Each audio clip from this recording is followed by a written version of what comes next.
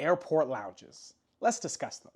Now, you may be someone who travels frequently and feels that it is necessary to be able to have access to airport lounges to be able to have a comfortable travel experience. Or you may be someone who doesn't travel a ton, but travels enough to want to access airport lounges, and you're wondering, is it worth it to get a premium travel card to access these airport lounges in 2025?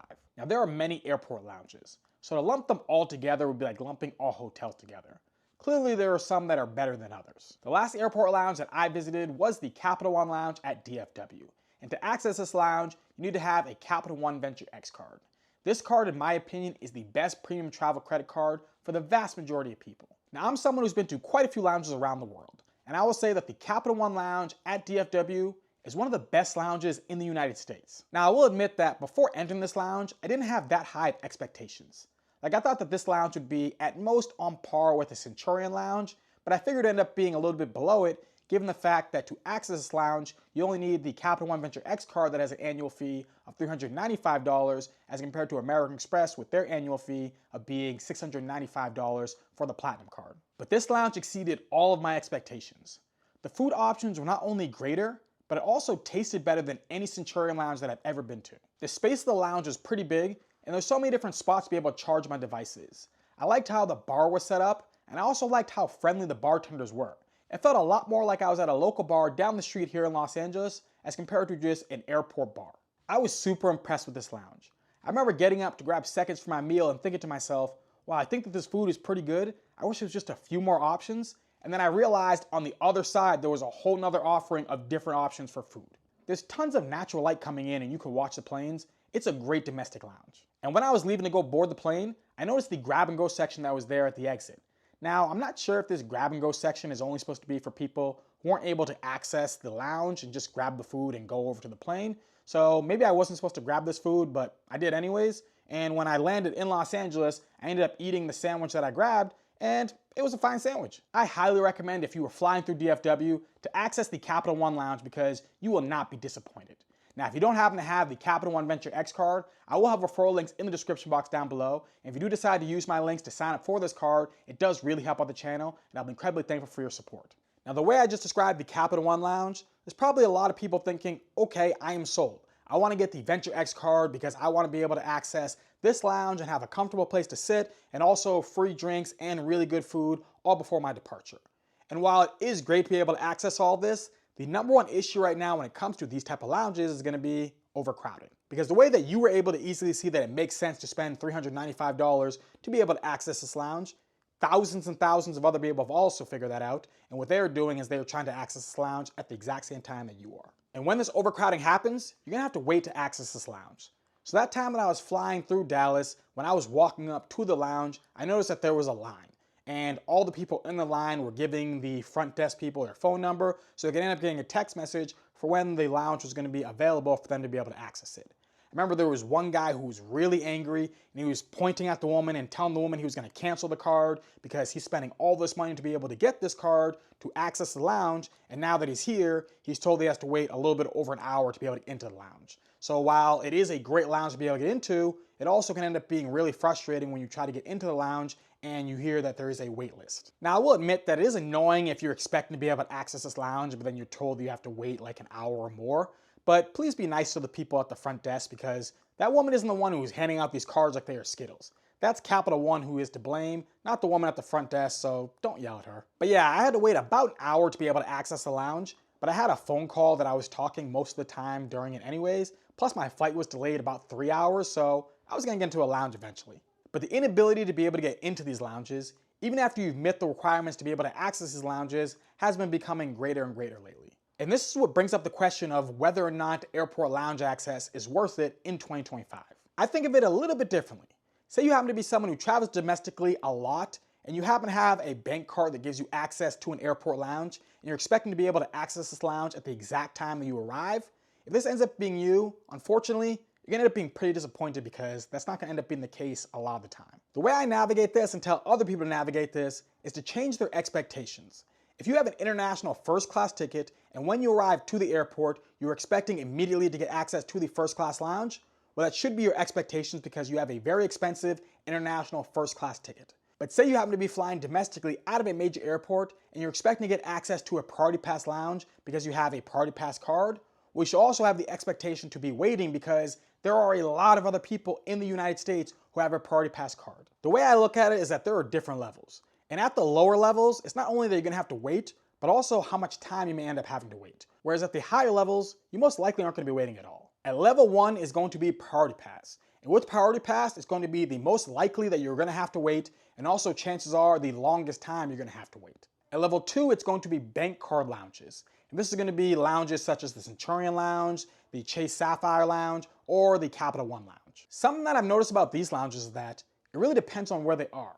If they happen to be at an international terminal, I've noticed that there ends up being either no wait or significantly less wait as compared to if they end up being in a domestic terminal. Sometimes this can be because the terminals aren't connected, but I think in many instances it's because if someone is flying domestically, they don't even go to the international terminals. I think I've only had a couple of times where I had a pretty short wait when it comes to the Centurion Lounge at LAX. Whereas when I look at the Centurion Lounge at Las Vegas, I think that each time I've ever been there, I've had at least a 30-minute wait. The Centurion Lounge at LAX is in the international terminal, whereas the Centurion Lounge in Las Vegas, I believe, is right beside a United gate, which would mean that anyone who happens to be flying United, who also happens to have an American Express Platinum card, is probably going to try to access the Centurion Lounge. But if you happen to be flying United out of LAX and you want to go to the Centurion Lounge, it's like a 25-minute walk. So unless you end up getting dropped off at the international terminal, if you happen to be connecting with a United flight at LAX, that means it would take you somewhere near like 45 minutes to 50 minutes to walk back and forth to get yourself some food and drinks with all your bags and stuff. For a lot of people, that doesn't end up being worth it. So because of this, I think that ends up being the reason why I haven't had much issue of ever getting access to that lounge, even though this is the most frequent lounge that I've ever visited. So bank card lounges are level 2. At level 3 are going to be airline-specific lounges. So this will end up being United Club lounges or Admiral lounges or Delta Sky Club lounges. Now these lounges have been the ones that I've visited the least, but I will say that I've never had to wait to get into a United Club lounge or an Admiral Club lounge. I have had to wait to get into a Delta Sky Club lounge before, but I would say as a whole, I do think that the wait time and odds of having to wait ends up being less when you look at the airline-specific lounges as compared to either the Priority Pass lounges or the bank card lounges. Now while the airline-specific lounges do tend to have less wait time, I have found that the bank card specific lounges tend to be better lounges. The last time I was at an Admirals Club, there was 2 offerings for food, Sloppy Joes and salad. There were some sweet options out there like cookies and things like that, but I felt like it was the same offerings as an elementary school cafeteria. I feel like all other lounges are better than Admirals Club lounges. Definitely United lounges are better. If you ever go to the one in Newark, it's pretty big. And also the one here at LAX isn't bad at all. But while I don't have an issue with United Club lounges, I would prefer to go to Centurion lounges or Chase Sapphire lounges instead. However, I will say that the Delta Sky Club lounges do tend to be pretty good, even above Chase Sapphire lounges or Centurion lounges. Now, not all of them are created equal. Like the one that I went to in Portland, Oregon was very basic, but the one here at LAX is really nice. There's an area outside if you want to watch planes. I definitely like the vibe of that lounge and would recommend for you to go visit it if you do have the chance at LAX. Now, at level 4 is going to be the business class and also high status lounges. These can be lounges such as like the United Players Lounge, or if you happen to be going to an Alliance Lounge, such as like the One World Lounge. Now, I want to note that just because something is a business class lounge doesn't always make it a great lounge. Sometimes it doesn't even require a business class ticket or high levels of status to be able to get into this lounge. Like the Lufthansa Lounge at JFK that I accessed, I'm pretty sure it's also part of Priority Pass as well. Now, this wasn't a horrible lounge, but if there was a Capital One Lounge right next door, after seeing what was offered from the Lufthansa Business Class Lounge, I would have immediately left and went right into that Capital One Lounge. I've been to a few business class lounges that are also partnered with Priority Pass. If this ends up being the case, you should probably lower your expectations because it isn't very difficult to be able to get in, so they're probably not going to have the greatest of offerings. But if you happen to go into an Airline Alliance Lounge or a business class lounge that isn't partnered with Priority Pass, there's a good chance it's going to end up being a really nice lounge, and also it's highly unlikely you're going to have to wait to get in. And the last level is going to be level 5, and this is going to be first class lounges. To access these lounges, you're going to need an international first class ticket, or you're going to have really high airline status within an airline partner that's connected with that lounge. These tend to be the cream of the crop lounges. You will never have to wait to get in, and the ones that I've been to usually have so much space, but also very few people inside of them. Like, I wonder if they grabbed every person who happens to have a first class ticket or the highest tier status that was flying that day out of that airport, if they could even fill up all of the seats that were offered in some of these first class lounges. I know that the Chelsea Lounge at JFK sometimes offers its guests Krug Champagne or Dom Perignon. Now, one thing that I have noticed that's a little bit strange to me about first class lounges is that not all of them offer a place to lie down. Yes, I'm aware that there are some first class lounges that offer entire rooms for people to be able to rent out and sleep in. But there are some first class lounges that don't even offer the most basic place for someone to be able to lie down at. But I'm not even talking about a place to get a full-on sleep. I'm talking about just a place where you can go for a quick rest. Like if you go to a United Polaris lounge, they have a place where you can nap if you want to get just like a 45-minute nap. Even some Centurion lounges have that. Yet I've been to a few first class lounges that do not have any type of offering like this. I just find that kind of interesting. You would think that all first class lounges would offer this, but they don't. Now, some of you people who are watching are probably thinking that these level 4 and 5 lounges are unattainable to you because you don't get international premium seats. So you're thinking that the best way to go about it is to just get one of these different credit cards that will give you access to either Priority Pass or one of the bank lounges or one of the airline specific lounges. But if you're someone who thinks this way, just know that the business and first class lounges aren't only for cash fares.